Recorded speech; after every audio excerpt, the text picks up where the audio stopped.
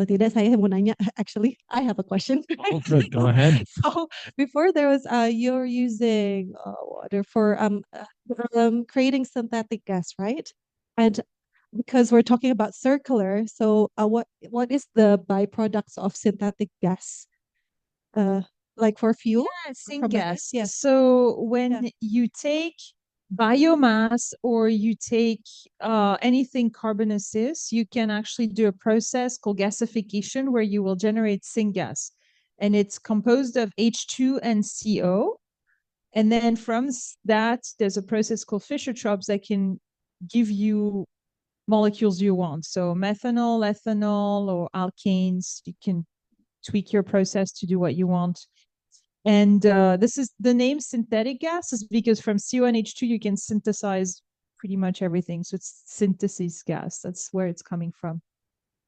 From you using it, is there any product? Because we're trying to yeah. Circular, right? So it's a really good process in the sense that you can take any waste that contains carbon, that's mainly composed of carbons, you can loop it back to the molecule you want.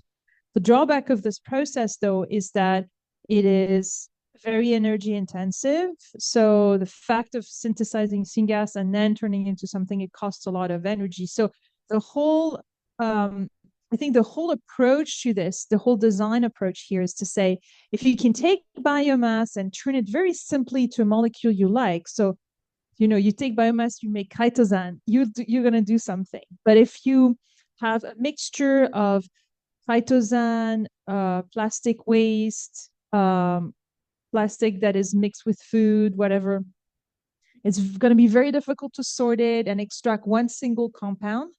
Then your best approach is then to do a process where you're going to turn it into, you're going to break it down more, and then syngas is one option. You can also do something called pyrolysis, which will give you shorter alkenes, and you can turn them into something else afterwards.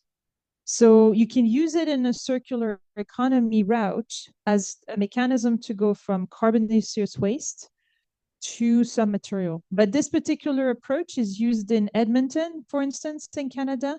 Edmonton is a big city where they took all the carbonaceous waste that they cannot compost, and they will circle it back to produce methanol and ethanol for biofuels via this methodology, syngas and methanol synthesis, essentially. And the company that Audrey was talking about on that slide, Air Company, their technology manages to actually not have to go through the syngas process. Exactly. They use CO2 directly, so they can do some kind of industrial symbiosis with a factory that generates CO2 or that has CO2 as a byproduct, use that CO2 and directly mix it with hydrogen.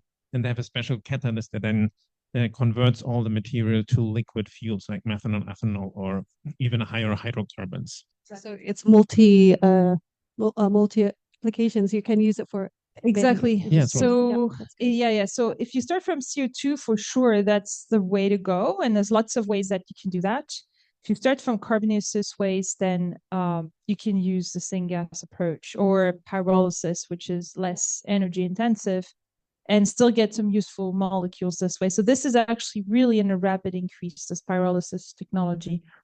And reduction of CO2 is something that people are really looking into, but the big problem is having a system that will generate the H2. So you need renewable energy for that. Right? So electrolysis. Yeah. So there's one place where it works. It's Iceland, because they sit on a geothermal thing. Geothermal. But geothermal is a great way to do that. But as you know, water splitting is incredibly energy greedy. Yes. And to make that economical is very challenging because of the production of H2. Okay. So currently that's the challenge, is to creating H2. That's the challenge in this particular platform, is the challenge is the H2 generation. Absolutely. Okay. Thank you. Thank you, Audrey, for the explanation. So again, I think everyone is already more full. Okay. I'll hand to you, Lars. How was lunch? Good lunch, no? Lunch. Okay.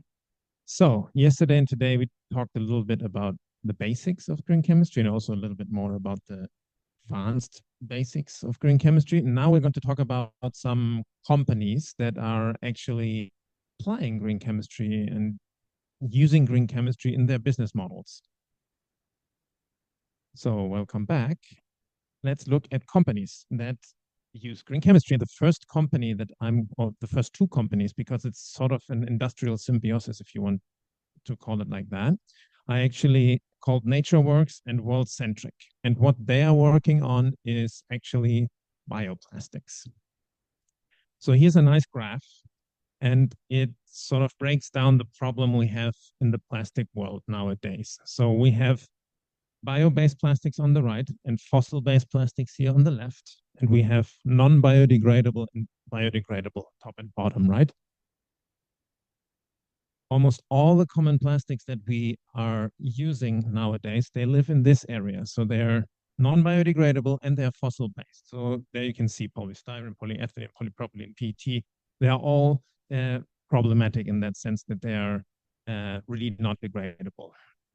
Then we can actually see how you can differentiate all those different plastics. So if you pick up a plastic item from your table, most probably there will be a little sort of triangular shaped object on there with a little number in there or with a letter code. And that usually, of course, means what kind of plastic was used to prepare that object. So that's a problem. So, and also another problem is that recycling systems are not efficient or are not able to process all those plastics because we have a mixture of at least 5 or 6 different plastics. And if we wanted a recycling system that can actually recycle them efficiently, we have to make sure that we separate them all because otherwise they're really hard to bring back into their raw material state. So recycling facilities are not able to do that work in the moment. So most plastics land in the same system, and that's why we saw that graphic before. Only 9% of plastics worldwide are actually recycled, and many of them land either in a landfill or in an incinerator to generate energy. Another problem in the plastic world is that everybody wants to use single plastic items because they're so convenient. You go to the coffee shop around the corner, you have a coffee in one of those little polystyrene cups.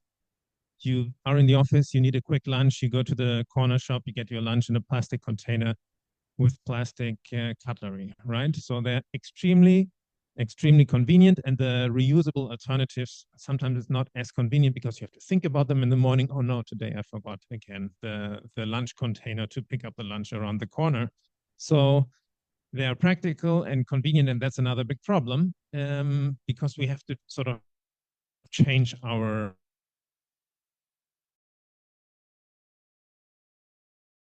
behavior to actually be able to transition to that thing. So again, think about what kind of plastics can we use, especially if we're talking about single-use plastic items. And there is a bridging solution. It's not an ideal solution, but a bridging solution, and that's called polyic acid.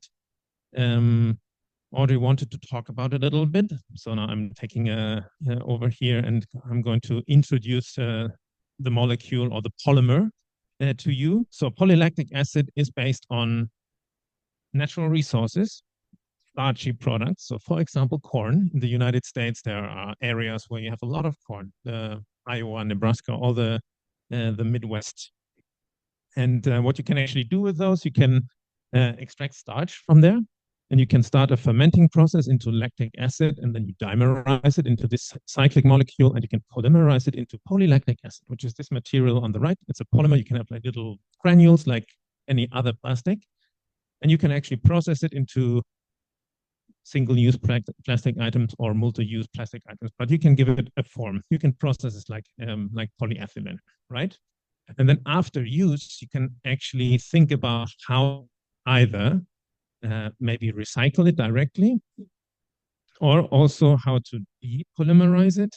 You can sort of think about use the bigger item, depolymerize it, and you can maybe go back directly to the polylactic acid and do the same thing again. You can also do full alcoholysis, where you go back to the lactic acid monomer, or you can also, if it's designed and if it has the right form, you can put it in an environment where it can actually bio and compost. So there's a company in the US who actually does that on a commercial scale, and that's called NatureWorks. So they are based around the areas where a lot of corn is actually harvested. So they extract starch, they do the lactic acid, lactide, and the polylactic acid, lactic acid here on the right side. And that's actually the polymer that they market, and companies use that to produce single-use plastic items. And one of those companies is actually called World-Centric. So what they do is they generate certified compostable plastic items. You can see here the caps, they can also be made out of polylactic acid. And what's really important here is actually this term, certified compostable, right? And why is that so important? Because here we go. So it's so important because between biodegradability and compostability. Who knows that difference? I know. So, okay. An item that is biodegradable means that it can break down in nature, right? But it doesn't say how efficiently or to what. So if you have a biodegradable item, it could be that your item just breaks down into small plastic particles, and that might be even worse because you can either form micro or nanoplastics, which are really harmful in the environment because they can pollute the soil, or worse, they can enter in the food chain and they can even accumulate in our bodies in certain parts and in other organisms too. So what we have to make sure is that the breakdown mechanism is really efficient. And that's why composting is actually the key word here. And if something is certified compostable, that means that in an industrial composting facility like this one here, with a controlled environment of high temperature and also controlled humidity, you can actually degrade it completely back into its in CO2 and water. So an ideal composting. So if we want to actually implement a technology like that, it's very important that we not only change the products, but also change the behaviors, because what has to be done here is actually that a city would adapt its waste recycling system in a way that industrial composting facilities are available. So in the US, the city of Minneapolis, actually, they started with another separate waste bin for those kind of certified compostable products to be collected and to be introduced in an industrial composting facility. So that's really important. Here we can see it again. Biodegradability only means that a polymer breaks down, but it's not defined into what. So it's really important to think about compostability, because that means that it degrades into its smallest particle water and its smallest molecules water and CO2. All right. This is just another infographic. So again, we are going to share all this material with you after, summarizing the magic of biodegradable or compostable plastics. So we have 3 different classes here that are summed up here. First one, polylactic acid. Then we have seen polyhydroxyalkanoates on one of our slides before. And we also have thermoplastic starches. And here we can actually see all the items that can be made out of them. And we see the big problem that around the world, we are making almost 340 million tons of plastic, but only 2 million tons are actually biodegradable or compostable, potentially compostable. All right. So what should we focus on in this graphic? Of course, we all want to go from non-biodegradable and fossil-based plastics to hopefully biodegradable and bio-based plastics. That's what everybody wants, right? But it's not really exactly like that, because we have to focus on trying to make plastics that are compostable, but hopefully under home composting conditions, because otherwise we have to adapt all our sort of trash or waste collection systems. And ideally, we don't have to do that. Or we have to make sure that we can increase the recyclability of plastics, which would probably mean that we have to limit the use of different plastics in our daily life. Because if you go to a polyethylene recycling facility and you only have 0.5% of polylactic acid in there, then they can't recycle the polyethylene. It's really a problem, this cross-contamination between the different plastics. So we have to focus on making things more degradable, better degradable under normal conditions, not under industrial conditions, and also increase the recycling facilities. And I think it's a really good example. Those two companies, they're actually working together. So NatureWorks does the polylactic acid raw material, and World-Centric actually uses the polylactic acid and tries to substitute the non-degradable single-use plastic items with those degradable plastic items. So I think that's a quite nice company, but happy to discuss a little bit more about bioplastics, either now or in the end, whatever you prefer. I see some people maybe doing questions. Audrey, you want to say something? Say that, I mean, I think this is a fantastic example, and I can talk forever about this one example. I think one thing that I wanted to highlight too is that when you think about the reason why you want to do compostable plastic, it is often because you think about the microplastics and plastics that end up in the environment. So one point that's really important is PLA is not degradable in the environment. So if you throw a cup of PLA and it goes to the ocean, it's the same as your water bottle of PET here. So this is really problematic because a lot of, I go to conferences where people talk about PLA and they start their talk by showing the big pollution and the Great Gyre plastics, and they're like, oh, hence PLA. And it's like, no, it doesn't work this way. It's not solving that problem.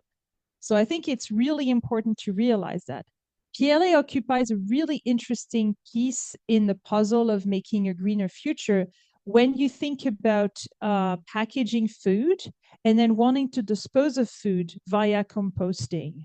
So when you think about that, that's a great use. Or when you think about the bags in which you put your compost so that you give it to the municipality and they compost it. You want that to be PLA because indeed it's going to degrade under these conditions. But I'll give you one quick example. In my hometown in Quebec, in Montreal. So I live in Montreal, and in Montreal we can give PLA bags, and they're going to be composted, and everything's going to be fine.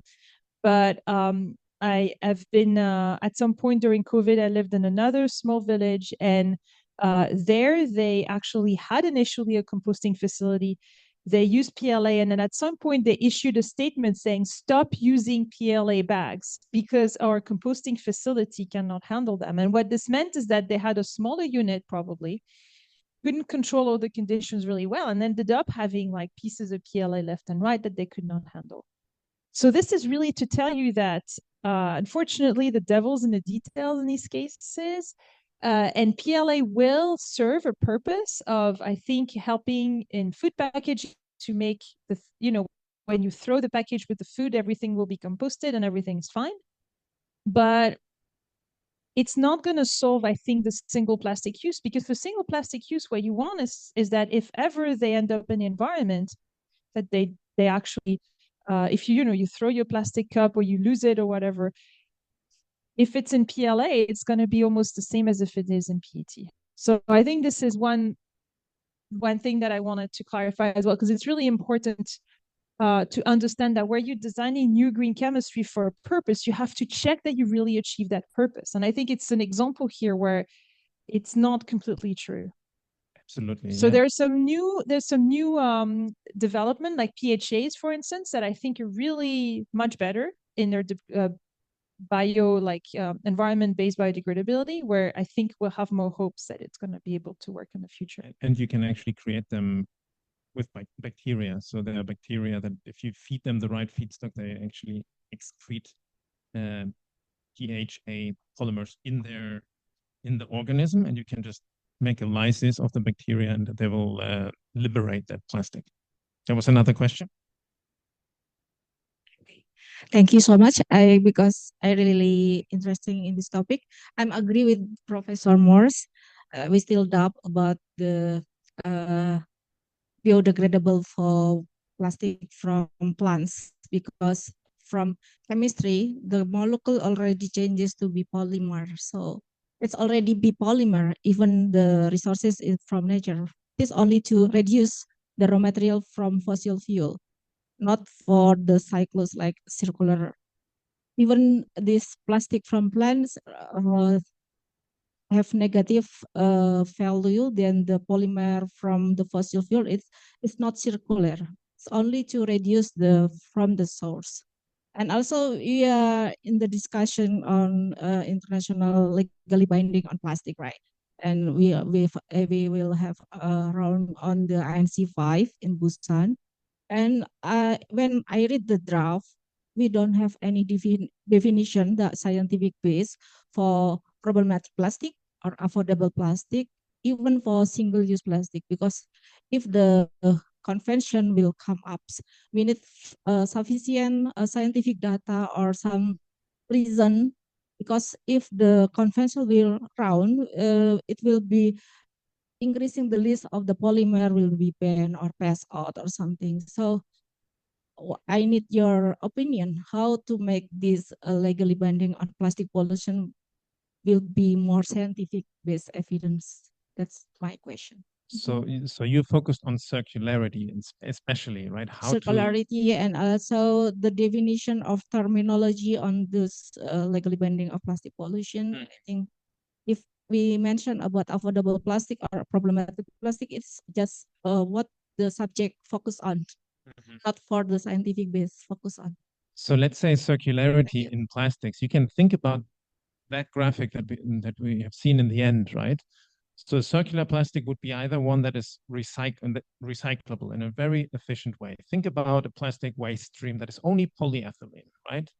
Somebody invented plastics. Polyethylene was one of the first that got invented. And then that researcher would have said, okay, we're not inventing any other plastic. And then everybody would use polyethylene. Everything's not possible, of course. But then we could think about a recycling system where we can really recycle the plastic in a good way, right? But then if you think about biodegradability or compostability under household conditions, it's also circular in a way, because you have a polymer that you can then just put in the ground and it would break down into CO2, and then the plants that you use to synthesize the monomer, again, they will recycle it. So it's also a cyclic system. But right now we're in a problem that nothing is cyclic, because the recycling systems, the sort of mechanical recycling systems for plastics, they can't handle the different waste streams, because there are 8 different plastics in all of the recycling facilities, and the plastics that are biodegradable are not biodegradable under household conditions. So there's like 2 different approaches that one could focus on, I think. And if we phrase it like that, then hopefully the research can be guided into the right direction. And since in the recycling or the plastic dilemma, we're already in a situation where we have too many different plastics around, it might be simpler to work on the better biodegradability of plastics, but both approaches are, of course, super valid to follow up on. Something else? Otherwise, we can go on to the next company that I wanted to talk about. We have talked about plasticizers yesterday already. Who remembers what plasticizers do? So plasticizers make our plastics malleable, right? So most of the plastics, when we make them and when they're sort of in their raw state, they're plastics that are very linear and they're all very brittle. They're very tight. So if you prepare PVC or polyethylene, it's a polymer that you can almost not break, right? So we need plasticizers to make them mechanically workable, or give them the sort of the mechanic properties that we are looking for. And that is what plasticizers actually do. So here we see the blue strings that are polymer chains and the red dots that are plasticizer molecules. And you can actually think about 2 different kinds of plasticizing. One of them is actually internal. So internal means that they're chemically bound in between the plastic strings or chains. And one is external, which is actually only a molecule that you mix into the formulation, but that doesn't chemically bind the polymer chains. What does that mean? So here we have a picture of a PVC plastic. So PVC is pretty common. So PVC is used for water piping, but PVC is also used for those kind of eraser gums that we use to erase pencil writing. Okay. So those 2 objects are made of PVC, the same polymer, just that they have a different amount of plasticizer in there. So this is a plastic that can have up to 80%, 88% of plasticizer in a formulation. And here we actually see a pipe, often a water pipe or a gas pipe that is hard and brittle and might only have 2 or 5% of plasticizer in it. So if you put those two objects close to each other for a long time, the plasticizer from the soft object will actually migrate into the hard object and dissolve it because it's formulating itself into the hard plastics formulation. And then, of course, the same can actually happen if somebody uses that plasticizer, or if a kid plays with a soft plastic and puts it in his mouth, there might be some leaching of the plasticizers into the kid's body. And we have already seen before that phthalates are one of the most commonly used plasticizers around the world. And so it's a big risk that phthalates actually enter our bodies or the bodies of our children via this process that is called leaching or migration. So it's a pretty big problem. Why are phthalates, so those molecules here at the top left, so problematic? Because of what they break down into. So this is the sort of metabolic pathway, the metabolic products from phthalates here. So we can have, it's a diester. So if you break only one of the esters, you go to this product, which is actually problematic because it is an endocrine disruptor and is also pretty persistent in the environment.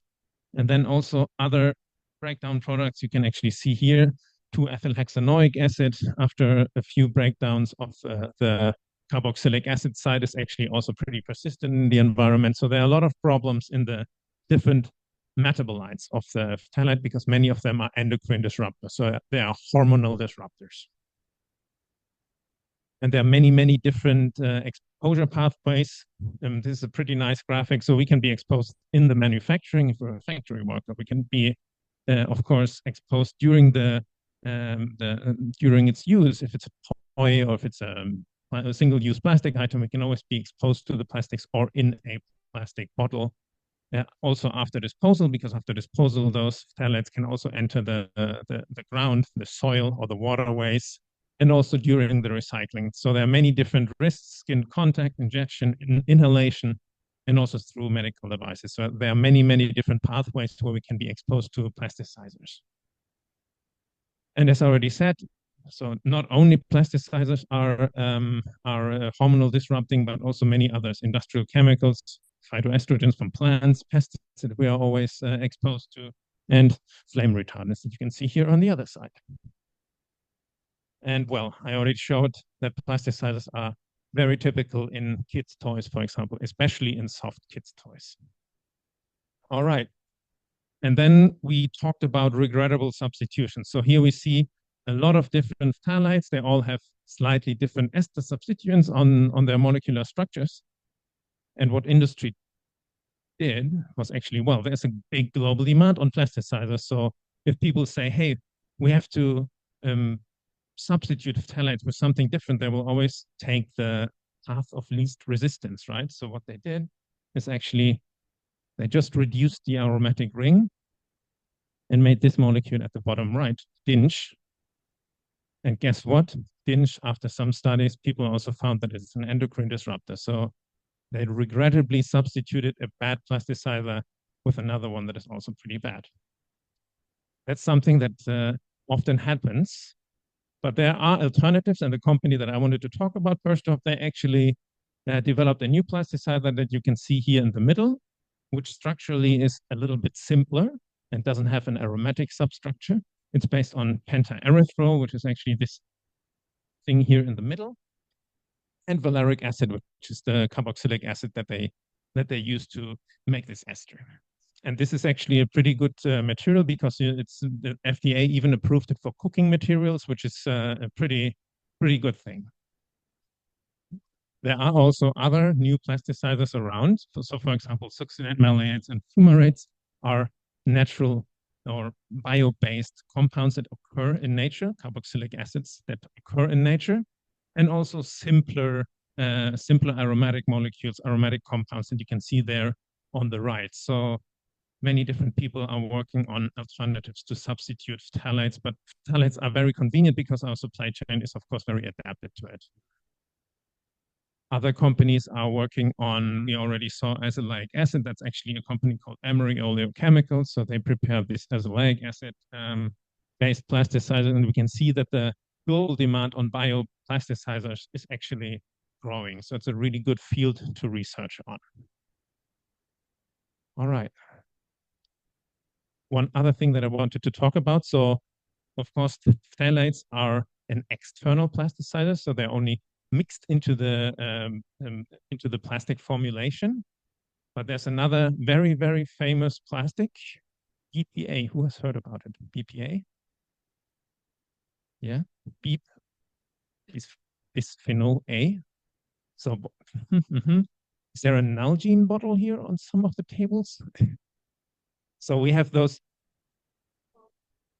Yeah, there's a lot of labels for BPA-free plastics. So BPA is not really a classic plasticizer. BPA is a copolymer for polyesters. And so you mix this diol with carboxylic acids, and then you get those structures that you see over there on the right. And after a lot of time of exposure to plastics that were BPA containing, people found out, oh, BPA is actually also an endocrine disruptor. Big surprise. So all those plastics needed to be reevaluated, and people started actually making BPA-free plastics. But, well, there were polyesters, and we wanted a sort of substitute for BPA. So people were doing some research, and they found, hey, we can actually substitute bisphenol A with bisphenol S and bisphenol F. Look at the structures. They're almost the same. So guess what? People found out that they almost have the same effect than bisphenol A, or some are even worse. So another regrettable substitution. So it's really very, very important to work on alternative plasticizers, or maybe even on plastics that might need a plasticizer. All right. Somebody has a comment? Otherwise, we'll go on to the next company. All right. Next company is a company called Provivi. Who wants to guess by the name what that company does? Provivi. No Googling.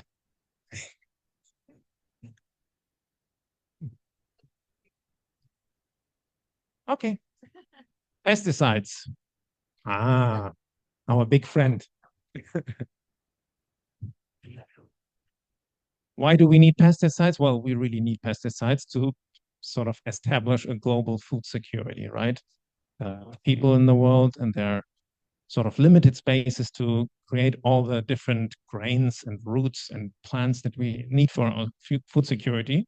So we need pesticides, and there are many, many different pests, of course. So we also have many different names for different pesticides: fungicides, herbicides, bactericides, nematicides, and so on. Insecticides being probably the most commonly heard word in the pesticides world. All right. So there are many different insecticides, right? And insecticides, as I said, are the kind of pesticides specialized on killing insects. So here we see DDT. DDT, of course, was a pesticide heavily used to control mosquitoes and the malaria vectors. So all over the world, that has been used for a pretty long time, and that has actually led to sort of a crisis in avian in bird populations. So maybe some of you have heard about the book Silent Spring from the 1960s, which is actually by an American author who observed that there were no more birds in spring. And people found out that there were no more birds because DDT actually had a very negative effect on the thickness of eggshells. So birds couldn't properly reproduce, and the populations of many birds in heavily DDT in affected areas were going down. And then we have many other insecticides, organophosphates like that one, carbamates, pyrethroids. Pyrethroids are actually the typical insecticides that we have in the spray bottles at home, and also neonicotinoids. And there's another problem. So many of the insecticides that were developed in a way so that they are broadband. What does that mean? Broadband means that they were designed to kill many different insect species. So you use it in your house, and hopefully all the insects that you have in your home fall off the wall, right? We have the same sort of broad spectrum pesticide sort of strategy behind glyphosate. Glyphosate is also a broad banned pesticides, herbicide in this case. So you apply it to the stones in your garden, you can make sure that all the little plants that are growing there will be dead and you have a clean stone surface. So it's really a problem because broadband means that they were designed to kill as many of the pests possible. And here we can actually see on this side, let me step back here a little bit. So those three compounds are actually broadband insecticides, and broadband insecticides are probably the cause of the bee problems that we have worldwide. Bee populations are actually going down, and we are not sure if we can keep up the necessary pollination for many plants that we are using for our food security. All right. Then we have the problem that pesticide and persistence are actually going hand in hand. So we usually apply pesticides broadly over large area. So we put them on the plants, and then of course it will be absorbed into the soil. And if we have a persistent pesticide there, it will be absorbed into the soil. It might leach into the water column. It might also be taken up by the plant. And we really have the problem of an increasing toxicity because the pesticide itself will not be removed from the environment through degradation. So it's really a big problem. And we already saw DDT that was substituted in most of the world. People started using chlorpyrifos as a pesticide, which is actually now included in the Stockholm Convention as well from 2023. So those pesticides are actually really problematic because they're also persistent in nature. All right, so pesticides are broadly acting usually. So many of them are broad and bee populations are suffering. So this company that I want to show you actually took a different approach. So insect pheromones are usually interesting molecules because they make sure that insects find each other to mate and to keep the population alive, right? So the male insect will usually excrete a little bit of a pheromone, no, the female insect will excrete a little bit of the pheromone, and then the male insect can fly after, find it, and mate and keep the population alive, right? And synthetic pheromones are very interesting here because you can sort of emulate the function of a specific pheromone and use it for a specific insect. They're highly specific for only one insect species, and sort of copy that activity. And that thing is actually called, or that approach is called mating disruption. So here we can see the normal pest pheromone.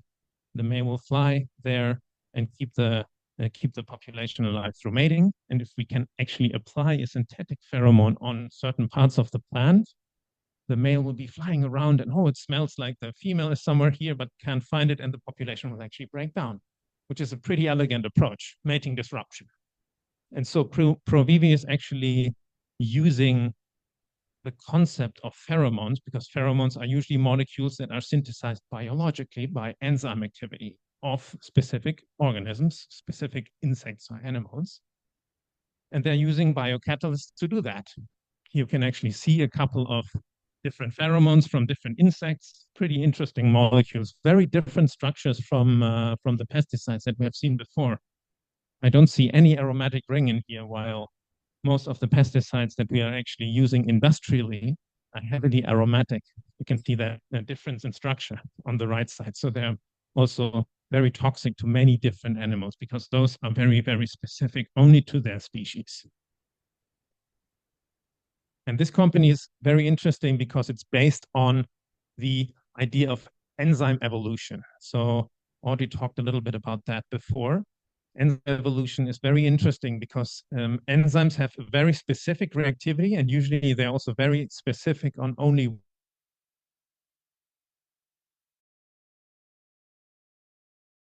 around Francis Arnold and some others. Francis Arnold actually invented the concept of directed evolution at the Nobel Prize for it in 2018. So what you do is you identify a chemical reaction that you want to catalyze with an enzyme, and you find an enzyme somewhere in nature that is able to catalyze that reaction just a little bit. 5% yield might be already enough. So you identify a wild type enzyme that catalyzes this reaction, and then you can actually do the directed evolution cycle around it. So you can do a little mutation in the enzyme, and you can actually, through a biotechnological process, make a lot of different mutations, and you can make hundreds of them, hundreds of different mutants, and you can see if any of those random mutations actually generate an enzyme that is more active than the wild type. And if you identify one that is more active, you can then start mutating on that even more active one. And people that are working in the directed evolution found jumps from 5% yield to 95 with a lot of different directed evolution cycles. So that's actually how ProVivi generates those pheromones. So they identified the enzyme in the animal that was actually doing the synthesis of the pheromone, and they optimized through directed evolution and are now synthesizing those pheromones in the lab at larger scale, which is actually a really cool process. All right. That's the pesticide thing. Somebody has questions or comments here on this process? Somebody's like... Ada pertanyaan? Any? Yes, it's okay. Boleh, boleh. Yeah, because one of my duty is related to pesticide. You know that if we go to the better, greener, and less toxic insecticide, we will facing the a lack of research on this one, and also the supply demand also in the market, because it is the volume is not enough to fulfill our demand, so will be into the price also. And also the most problem is the value of the vegetables or fruits compared with the price of the pesticide. If it's not comparable, so the consumer will not go to choose this better product, but choose with less price of the product. So how you can suggestion how to support or develop this greener pesticide. And also in common opinion, the pesticide from a green one is have what low characteristic or low apa namanya kinerja apa ya, low performance compared with the old one. So this still big issue, I think. Yeah, you're absolutely right. So this company is very new. This company was founded in 2018. So they're just developing, and they developed their first pesticide for the first organism, for one specific organism that they are attacking. So this is a new approach to make pesticides, and specifically insecticides, because they're specifically working with pheromones. So it only works with insecticides, right? Because for herbicides, for example, the pheromone strategy will not work. It's a different thing. Yeah, manual, or you use those low specific or household pesticides that are maybe green, but they don't work in the Like paraquat and glyphosate, like that, the old one. Yeah, the old ones, and then of course they are more harmful because they will actually stay on the plant material. You might eat them, or also the authorities don't like that you apply them, and they might penalize you. So there are a lot of different things, but as we already have seen before, this is still under development. So hopefully that strategy, or maybe other synthetic strategies, will be taken up by other companies, and they might be synthesizing new insecticides that are actually not, or new pesticides that are not focused only on insects, but also on other organisms. So it's always good to support innovation. So this company is a good example.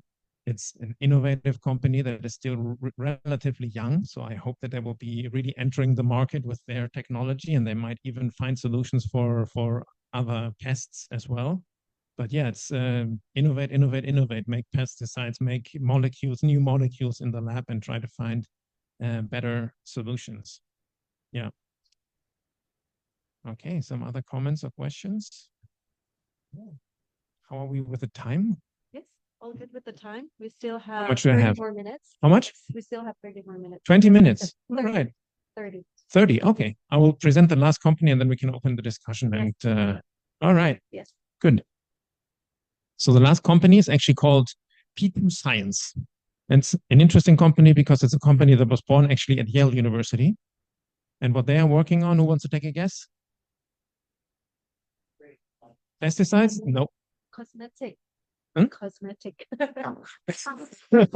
All Perfect rundown, right? right. Oh, no Google, no Google. Good. All right. Cosmetics. Yes, that's right. Cosmetics is a very interesting sector. We all use cosmetics, right? In one way or the other, because shampoo is cosmetics, shower gel is cosmetics, and then, of course, also makeup and creams and all that kind of stuff.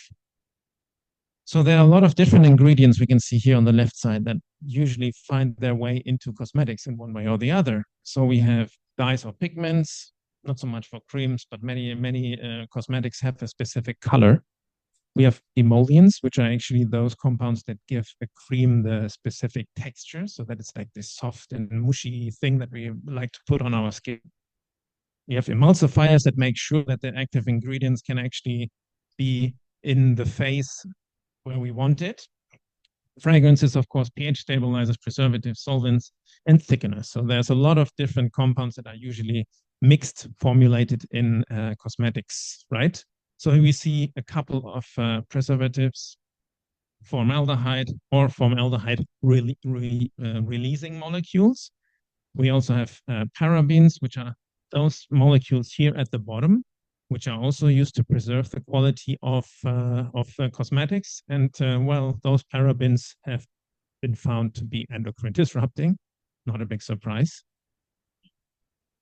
Those molecules, we have seen them before and multiple times today. Phthalates, often used in creams because they have specific characteristics, and silicones. So silicones are actually often used to thicken a cream to give it the sort of structure or the texture that we want, right? And those are weird looking molecules. There are a lot of silicon atoms in those molecules. Some of them are circular, some of them are linear polymers, as we can see here. So this is if you ever check a shampoo bottle, you might find this long word on it, right? This is actually this circular siloxane, all right? Or you might also find, often you find dimethicones on the bottle. Those are linear silicones, right? And well, we apply that stuff to our body in form of a cream or of a shampoo, and of course it will end up in the water. And in the end, it will end up in our water treatment plants. And water treatment gets more and more expensive because we have more and more weird compounds in there, like those polymers, for example. Okay, so P2 Science, what they actually do is they tried to shift away from silicon-based polymers, and they tried to find a solution from nature. So what they did is they were working with a class of molecules that are called terpenes. We have already seen that in Audrey's talk with the limonene. Limonene is a classical terpene. And they tried to make polymers out of those terpenes for the substitution of those silicon-based molecules as emulsifiers.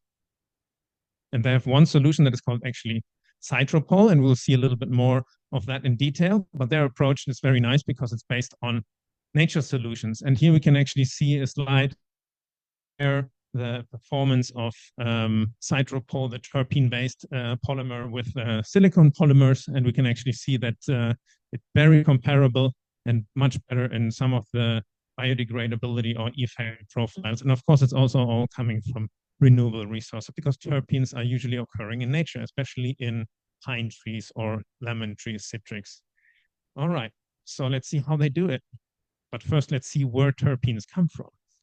So terpenes, if you look at all those molecules on this slide, are actually units of isoprene. So isoprene is a very, very, very common little molecule occurring in nature. And we can actually see 600 million tons of isoprene are emitted by plants each year. If you go to the forest, there's always a smell, the forest. It smells like forest. And that's because there's a lot of isoprene in the air. Also other volatile molecules, but isoprene is one of the causes why the forest smells like forest. So this is a molecule that, if you look at it from the chemical viewpoint, can polymerize easily. And if you polymerize two of those units, you can actually go to this class of molecule here. On the left side, you see limonene, menthol, or myrcene. So those two, those are actually two isoprene units bound together, and those are called monoterpenes. Don't ask me why they call monoterpenes the dimer of isoprene. Doesn't really make sense, but well. And then we have actually the trimer of isoprene, which catenin, for example, or zingiberine. Does somebody have an idea where this zingiberine occurs? I've seen somewhere on, yeah? Huh?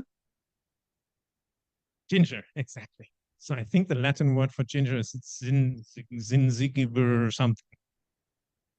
And then we also have larger N-mers of isoprene. So those molecules we can see there on the right. Retinol, for example, in our eyes is actually a structure that can be synthesized from isoprene or broken down to isoprene. So more than 30,000 different terpenes exist in nature. So what P2 Science does is actually they use that. Terpenes also occur in other products. Natural rubber is actually a polymer of isoprene. Natural rubber, we use it for many different rubber products, for example, in latex gloves or also in truck tires. So it's a really very common molecule in nature that we have learned how to use and apply it actually to industrial products. And we can actually see that those molecules can undergo a lot of different chemical reactions. We can see here ring opening reactions, polymerizations, and all that kind of those kind of reactions that can actually use terpenes in one way or the other. And well, while the technology that P2 Science is using is actually proprietary, it's based on process intensification.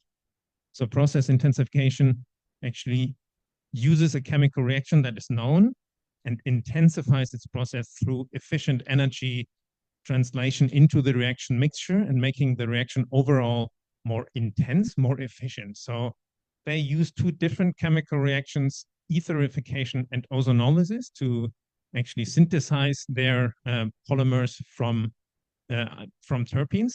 And well, it's all patent protected. That's why we don't have the exact structures here, but it's all based on those two chemical reactions, and they're actually polymerizing a molecule that is called polycitronellol. So this is actually an isoprene dimer, citronellol, occurring in nature, and they polymerize it to polycitronellol.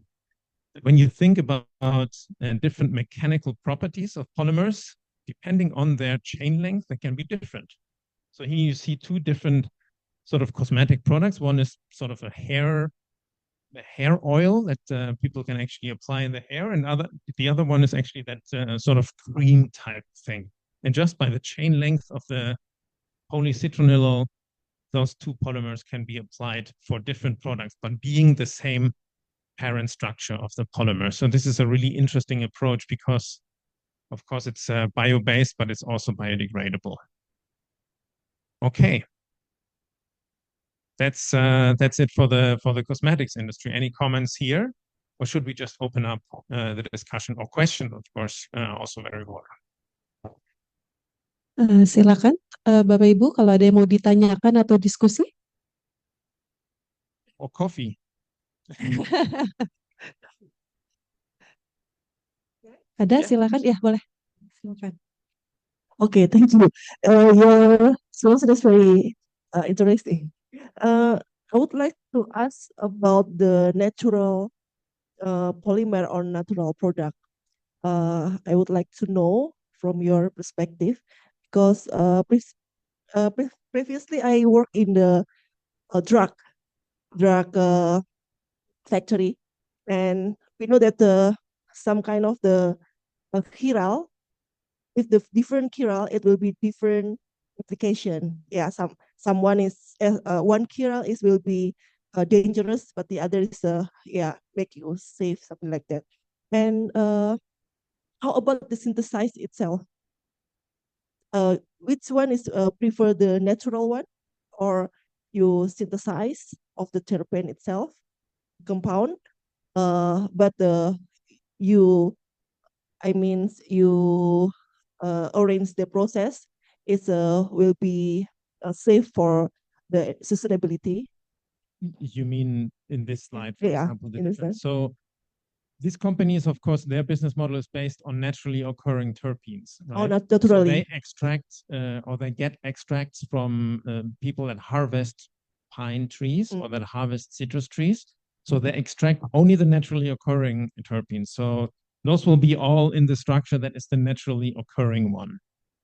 For because in Indonesia it's very rich of this kind of the compound like menthol and then myrcene, and we still extract from each component itself also. Yeah, it will be interesting which one is better between synthesize the terpene into the other molecule. Yeah, with just the extract from plant itself. Yeah, Yeah. that might be interesting. I think so. This chirality problem that you're just starting to elaborate on is more dramatic for molecules that are 100% synthesized, where we don't know the activity of, because amino acids in nature, they usually occur in one form, mainly, right? In the L form, I think. And many of those terpenes will occur usually also preferably in only one structure. But when you synthesize a completely new drug molecule and you have one stereo center or two or three or four, you have to make sure that you test them all and make sure that you have hopefully an enantiomer pharma compound that you apply, because otherwise you can tap into the trap that the thalidomide story that I'm sure you know about, that was actually synthesized in the 1950s, I think, to help pregnant women to fall asleep, but then it caused horrible side effects because it was not enantiomer, right? So for naturally extracted products, I think that's not such a big issue. It's more an issue for fully synthetic molecules that have stereo centers. Okay. Lars, maybe before another question from the room, there's a question from Zoom. So from Reni Nurhasana, do you have any modules for small communities that is willing to be more natural or more green chemistry friendly so that this small community can promote the new natural principles of living to others? Modules, so is there any modules? Modules like teaching modules? Yeah, teaching modules and maybe how to start up like the companies, I think. That's all that it says. Okay. Like such as using biodegradable plastics or standards of recycling and etc. Okay, modules. If this question points at teaching modules or teaching information, we're of course happy to share any information that we have here. What I really like for layman's people who want to learn a little bit about chemistry is actually, this is a great website. Can we move this to the right side? So this is an infographic from a website that I really like, which is called Compound Chem. So what Compound Chem does is they make infographics. Here you can actually see it. Andy Bruning is the person that works there. So they make infographics that break down the functioning or the problematics of different things. And things very general. So we have seen this one about cosmetics. We have also seen one about insecticides. We have seen about polymers. So they really do great education material that is actually explained in a way that somebody with a basic knowledge of chemistry can understand. And I think that's something really useful. Yes, yeah. Okay. Okay, so starting with the infographics. Okay, any other questions? Silakan. Ada yang mau menanggapi juga mungkin like how can I make my own shampoo or how can I make my own conditioners and everything. Ada? Silakan Bapak Ibu. Saya mau bertanya? Yes, boleh Bapak. Eventually, continuing the question of Ibu before, yes. What interests me more is actually how they extract the natural compounds in P2 science from the pine tree, for example. The terpene, yeah. As far as I know, they buy the extracts already. There are suppliers that sell terpene-based products because there are huge pine producing countries around the world that maybe use the timber, but of course in the needles they might be very rich in terpenes, and those can actually be extracted. So it's companies that it's suppliers where they buy it from. Yeah, natural suppliers. And I think similar to the company that Audrey talked before, the company that's actually extracting limonene as a solvent. So of course, limonene can be extracted from food waste, actually, from the peel of orange or lemons. So it's all bio-based, but they are not producing the terpenes themselves. They're just buying them from external suppliers. And then they do the chemistry on top of it, the process intensification chemistry that I mentioned. All right, thank you. I mean, so it is convinced that the extraction method itself is green method, right? Oh, the extraction of the terpenes? Yeah. That's a good question. Then there you have to do due diligence. So if you're a company and you want to start working with terpenes, you have to make sure that your suppliers are aligned to the mission of your company. And if you're a company that wants to do green chemistry, you better make sure that the supplier brings you a green starting material, in that case, like it's extracted from nature. But that would be up to you as a founder to do the due diligence there.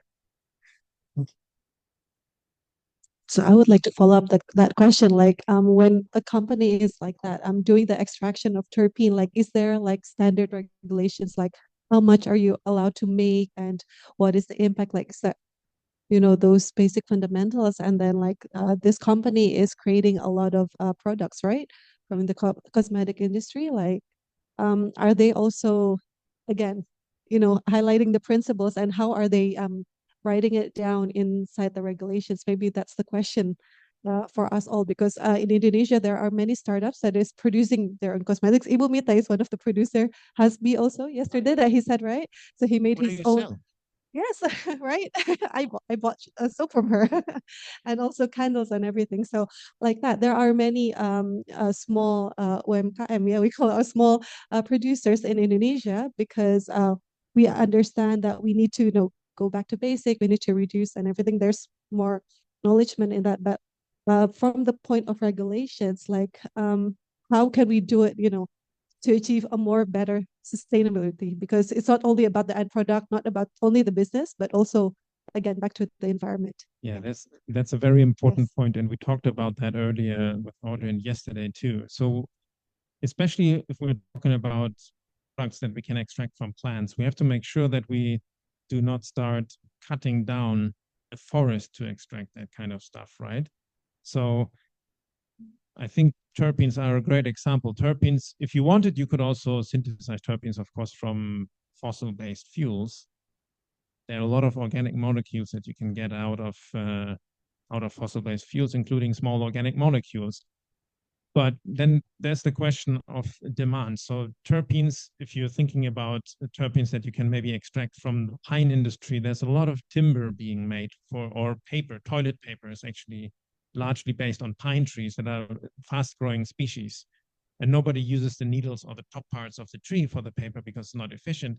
So as long as you can actually extract natural products from a waste stream that otherwise would be discarded, I think that's a good point. And that's probably also where regulators should make sure that we don't interfere with our biohabitat, that people identify maybe a great tree that is very rich in pines, and then they start cutting down all those trees, although they wouldn't have to cut them down otherwise. I think the regulators could make sure that that is actually not happening, and to really optimize the use of biomass that is available without creating more tragedy in the environment. Okay. So in one way, not overproducing, but also trying to find an alternative, yeah, and everything. Yeah. So it's a compilation in between. Okay, Vivi, ada lagi, Bapak Ibu? Masih ada waktu kita. There's another question Ya, here. boleh Bapak. Silakan. Thank you. My question, my name is Kersandeva from Tripatra. My question is how to incentivize or punish the green chemical industry because if as you know, there is a carbon tax for fuel For example, if we use biodiesel or green diesel, there are it is more expensive. But if you take into account the carbon tax for using regular diesel, it might be a reasonable choice to take. But when I talk to the bio or green chemical industry, is that there is no incentive or carbon tax for the chemical itself, because there are no regulation for the chemical itself. So that's why if you have a less carbon footprint product and it sells at a higher price, you cannot compete with the cheaper product with more carbon footprint, because there is no carbon tax for chemicals. So my question is, I mean, it's just one part of the 12 green chemistry principle, right? The carbon emission. So how to take into account 12 principles in carbon chemistry, in green chemistry, and translate it to maybe into money or monetary. Yeah, you get it. That's a great question. And answering that question will take many, many hours.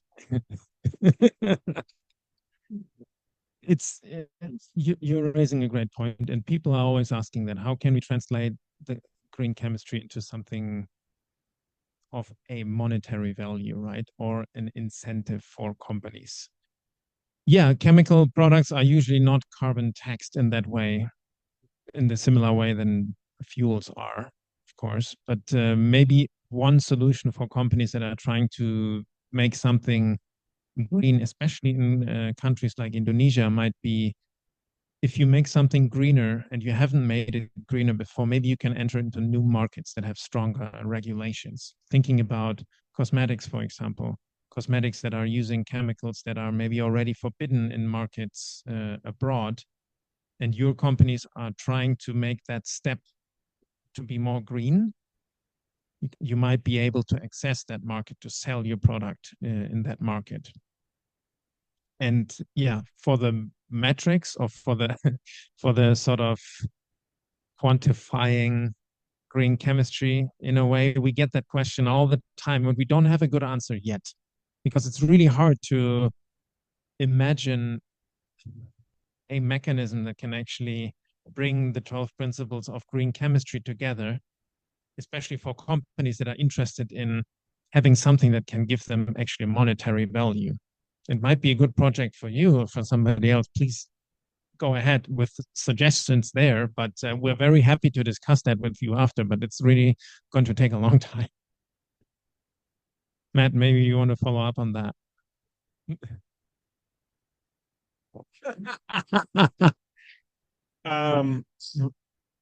Incentives can come from many places. They don't have to come from the government. And I think the incentives are already there. They're just not articulated in the language that the executive management team of large companies understands. So, how fast does the government change? How fast can you change a law? It's 5 years, right? 10 years to roll out. It's very slow timescale. But many of these things that are described, they are cost competitive or cost effective or reduce future risks. And if you can actually work with people who understand that, bring your chemistry knowledge into their business expertise and present a shared package of that understanding, that alone can be an incentive enough. It might already be there hiding in plain sight, just not understandable by the people who make the decisions. Maybe, yeah, I think to add to this, I mean, we live in a global world, right? So regulations in other jurisdictions also might be something that can push things, including here, because you want to sell your product globally.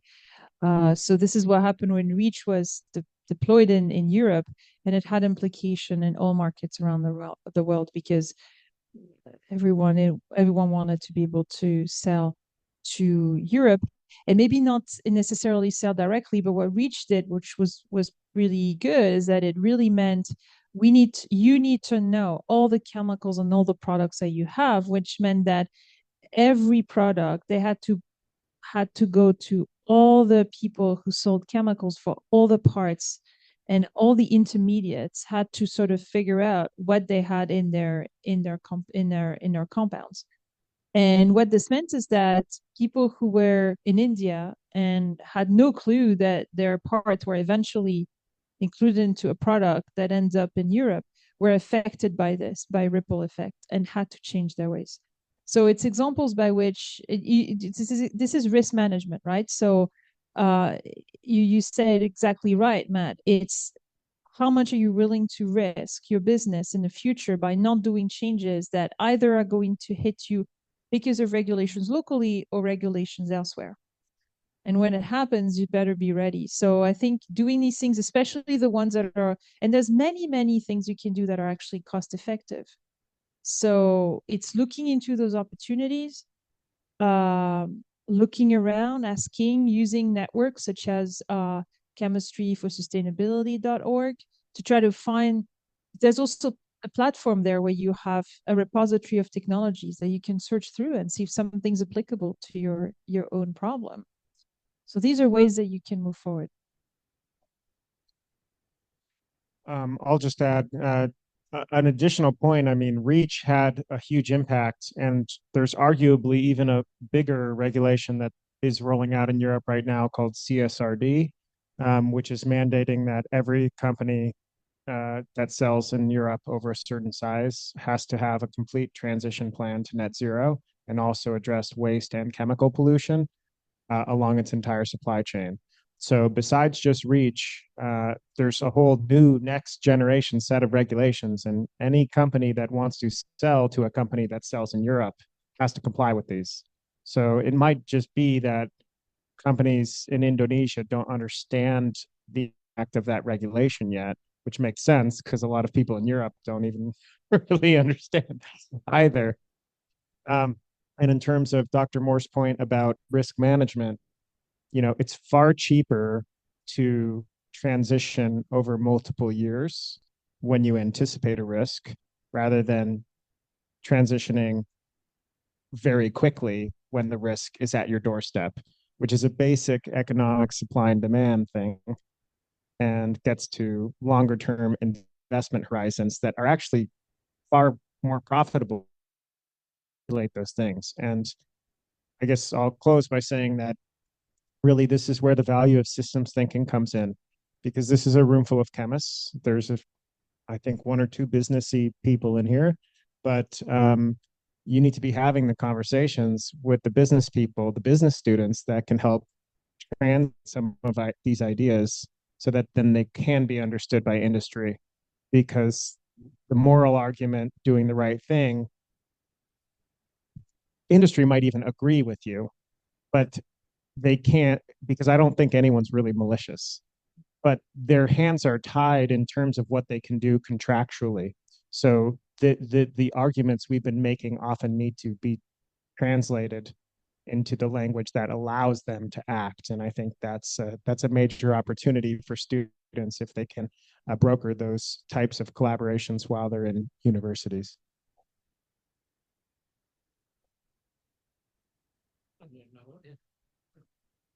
I mean, you're right, but you're right about the risk management.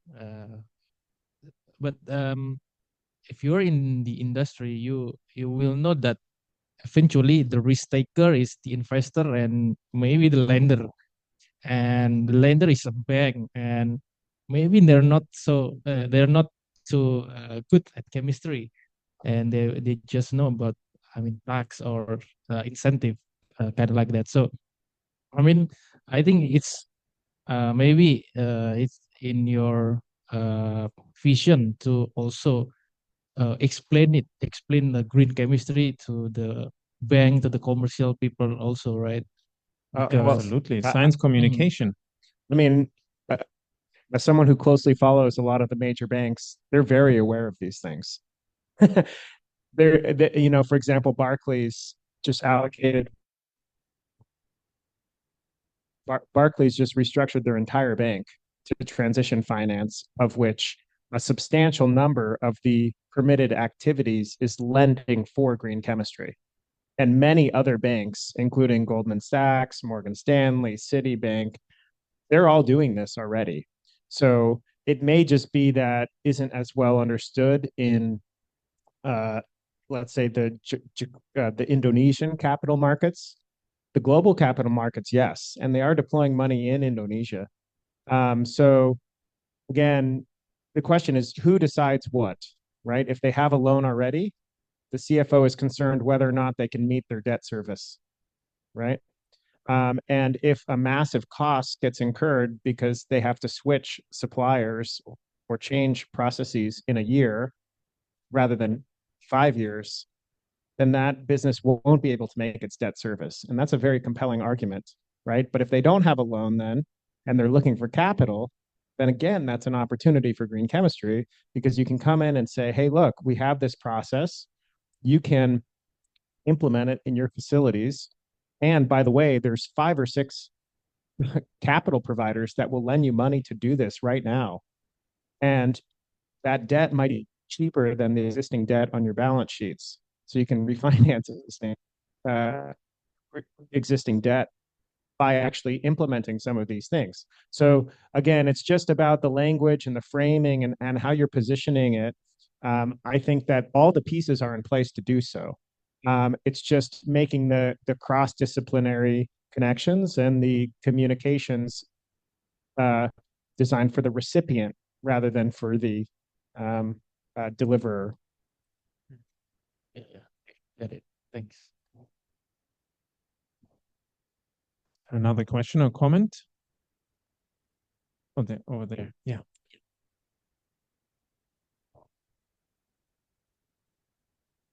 Okay, my name is Natasha. All the things that we discussed today is back to the main topic, business. We want something greener or avoiding something toxic and another brilliant futuristic idea. But again, as I said before, it will turn back to the main topic, business and the market. We already educate them, but it's all needs serious commitment from all stakeholders. Very challenging. At the end, in the reality, the society, especially in Indonesia, they prefer to choose the cheaper and accessible, the easy one. And as you said in the beginning of the presentation, change the behaviors. Can you give us an advice how to effectively change our social behaviors? Because the social behaviors affected the market, right? Okay. Wow, consumer choice. Think. Yeah, go ahead. So over the last few decades, there's been a narrative that individual choice is what will drive climate action. And that's not actually the case. If you look at the global actions of individuals, our impact is dramatically overstated. The people who are actually having the impact are about a few hundred, maybe a few thousand companies. That's the majority of the chemical pollution. That's the majority of the carbon emissions, right? And so I can tell Dow Chemical that I want green sneaker tread, but ultimately that is largely irrelevant. And so the real question isn't how you change to a few hundred of the largest companies in the world, how they can change their processes. And the narrative that the individual matters is appealing to us as human beings. But it was also a narrative that was highly crafted by industry to shift the burden of responsibility and delay policies that would incur costs to them. Like carbon footprint, which is something we use in all of our environmental classes, that was invented by an oil company, right? So it's important to understand the derivation of some of these ideas. And so I'm not debating that, you know, we can't influence these things. I don't think that we're going to influence it by telling our friends to buy, you know, recycled sneakers. I don't think that's going to solve it when you look at the actual mass volume. We've been talking a lot about efficiency, atom economy. There's also the efficiency of our actions. and how much impact they can deliver at what speed. And so I think we need to go to the biggest sources to actually have the greatest impact, given the time constraints we face on some of these problems. So I guess that's kind of a non-answer to your question. But I think it's a really long uphill battle to educate the population on chemistry.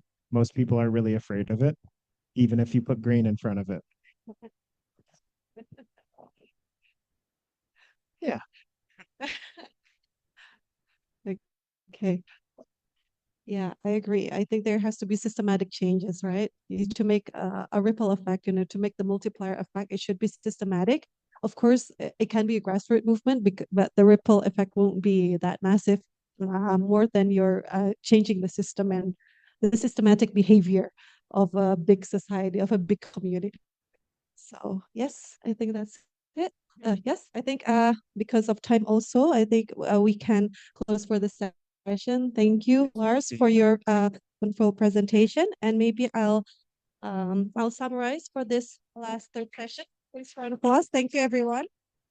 Oke, jadi izin saya mensummarize dulu ya untuk topik yang ketiga hari ini. So Lars said that he has provided examples of companies that has been trying to implement the green chemistry concept. So, for example, NatureWorks or World Centric is applying recycling systems of plastics. As we know that it's not efficient because it's fossil based and it's not biodegradable. But at the other way around, as we said also before, plastic is convenient and common. So plastic waste management is exponential but slow because the disposable is much greater than the exponential of the management. So the solution from World-Centric is producing compostable plastic or polylactic acid or PLA.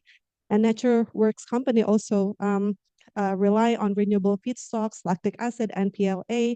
So the world we're looking for is compostable, not biodegradable, because when we talk about biodegradable, there's some extent that it's not fully coming back to the environment in a good way. So compostable is the ideal condition. And currently with PLA, it's not readily biodegrade, so it needs industrial composting condition. And then, so what's the solution is one of it that we are talking is plastic recycling, about circular plastic, bioplastic, plastic produced from renewable sources. And then there is also a product of plasticizers. So plasticizer is giving plastic the mechanical properties. It can be internal, it can be external, such as phthalate. But phthalate itself can also be problematic because they are also persistent in the environment. And they are also leaching when exposing plasticizer from upper polymer and migrate to lower polymer. And eventually it can reach humans, and the effect is to our health issues such as skin, ingestion, endocrine disruptor, and etc. Then there are also other companies such as Perstorp and Emery that are also companies working on trying to find substitute for plasticizers. And BPA, I think BPA is common, in our society that we know. It is a common monomer that is used, but it is also having effect of hormone disruptor, similar problem with plasticizer.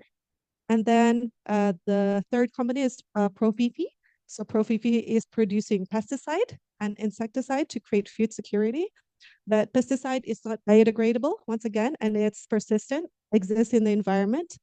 And what Provivi does is try to produce synthesized pheromones to make a mating disruption made by biocatalysis, as we've been talking this morning with Audrey, using natural enzymes.